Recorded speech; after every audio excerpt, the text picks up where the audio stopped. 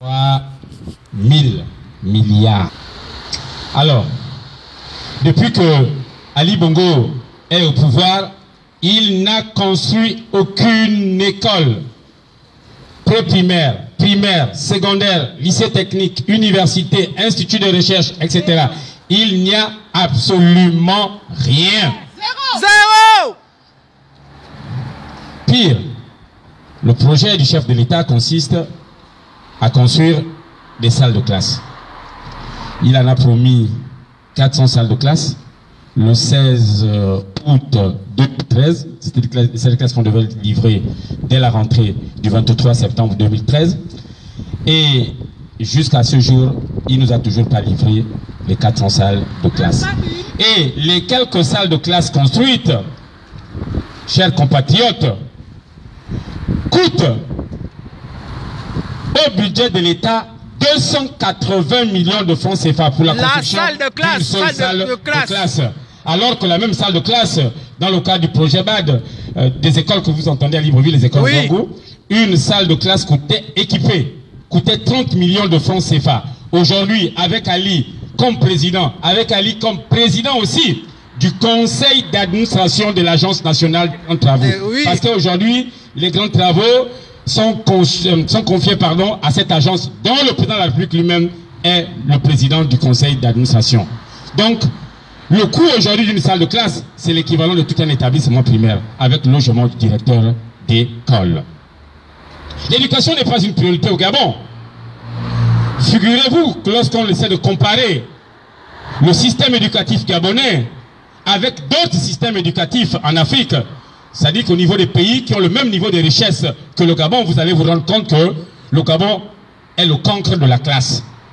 Si vous prenez des pays comme le Botswana, les Seychelles, l'île Maurice, l'Algérie, vous allez voir que le Gabon a les indicateurs, a les statistiques les plus minables. Je ne citerai que le taux de redoublement, qui est de plus de 35%. C'est le plus élevé d'Afrique, c'est même le plus élevé du monde. Vous allez vous rendre compte que la situation au niveau des établissements à Libreville, nous avons des effectifs pléthoriques. Vous avez jusqu'à 250 élèves dans certains établissements. Dans des zones urbaines de Libreville, de Port-Gentil, de Franceville, de Mwanda et même Oyem. Les enfants sont assis à même le sol. Les tables bancs prévus pour 2 enfants, on assiste, on voit 4-5 enfants assis sur des tables bancs prévues pour 2 élèves. Chers compatriotes, lorsqu'on nous parle d'émergence, j'en ris. Quelle émergence peut-on faire lorsque les enfants sont assis à 5 sur des tables bancs prévues pour 2? Ils ne font rien d'autre que de souhaiter sur les copies des autres. Nous sommes en train aujourd'hui au Gabon, au lieu de faire une génération d'émergents, c'est une génération de tricheurs.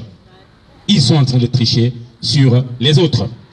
La plupart des établissements en zone urbaine sont en mi-temps. C'est-à-dire qu'un groupe de plus de 100 élèves le matin, un autre groupe dans l'après-midi. Ça, c'est dans les zones urbaines. Dans les zones rurales, il existe des classes multigrades. C'est-à-dire que vous avez le même instituteur. Pour le CP1 jusqu'au SAM2. Ouais. Chers compatriotes, est-ce qu'avec ce type de classe, on peut amener les programmes à terme? Est-ce qu'un instituteur peut conduire à la fois le programme du CP1 et du CP2 jusqu'au SAM2? Est-ce qu'en faisant l'école à mi-temps, est-ce qu'on peut terminer les programmes? Aujourd'hui, on nous parle d'années blanches. Les autres années étaient des années sans couleur. Voilà le système allait.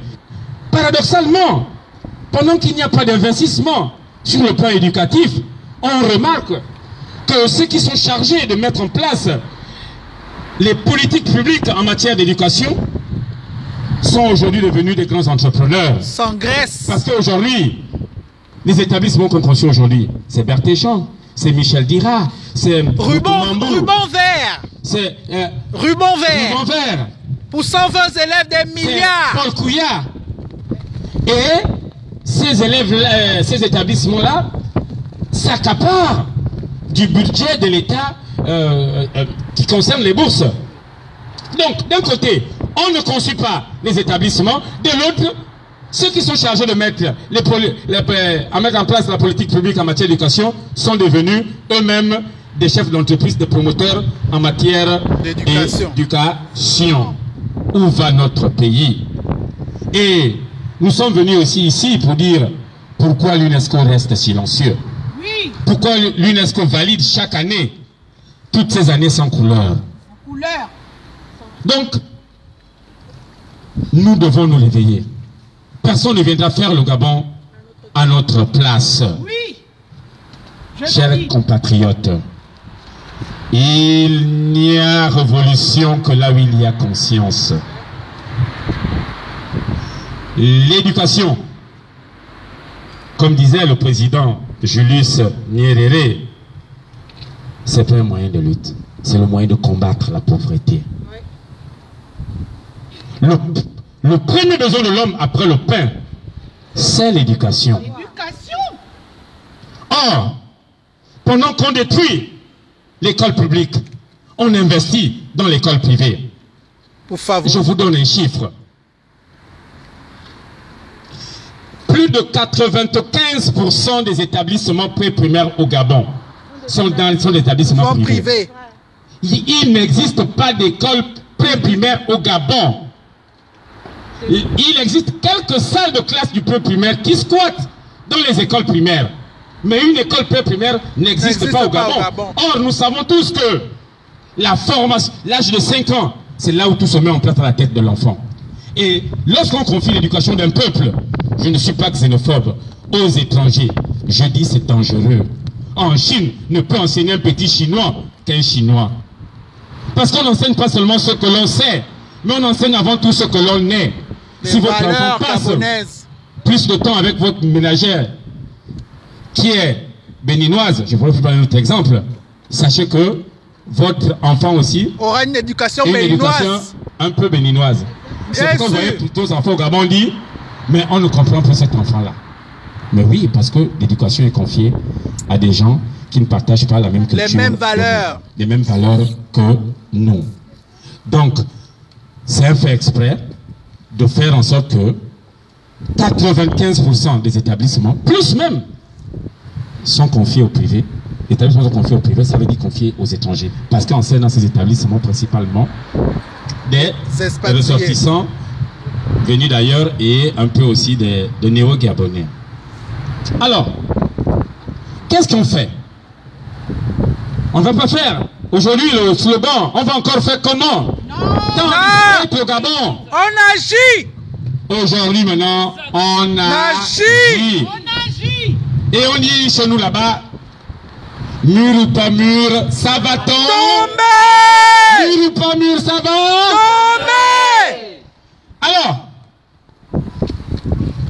le pouvoir en place